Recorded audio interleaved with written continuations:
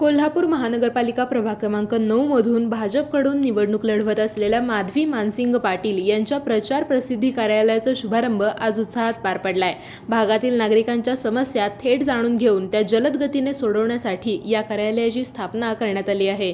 गेल्या 15 वर्षांपासून माधवी पाटील आणि मानसिंग पाटील हे आनंद फाउंडेशन आणि मानसिंग युवा मंचच्या माध्यमातून विविध समाजोपयोगी उपक्रम राबवत असून 30 वर्षांचा पाटील घराण्याचा सामाजिक वारसा पुढे नेण्यासाठी नागरिकांचा आशीर्वाद आणि पाठिंबा आवश्यक असल्याचे माधवी पाटील यांनी सांगितले.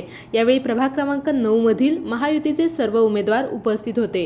या प्रचार कार्यालयाचे उद्घाटन आमदार अमल महाडिक यांच्या हस्ते फीत कापून आणि श्रीफळ वाढवून करण्यात आले. कार्यक्रमाला भागातील नागरिक आणि कार्यकर्ते मोठ्या संख्येने उपस्थित होते. यावेळी बोलताना आमदार अमल महाडिक म्हणाले की हे कार्यालय राजकीय कारकिर्दीसाठी नाही तर राजकारण बाजूला ठेवून विकासाच्या मुद्द्यांसाठी सुरू करण्यात आले आहे. सर्वसामान्य नागरिक हाच आमचा केंद्रबिंदू असल्याचे अमल महाडिक यांनी नमूद केले.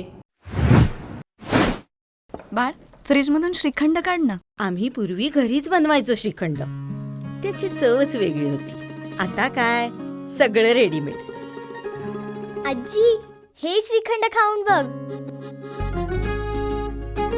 आज तुझ्या आईनं घरीच बनवलं की काय?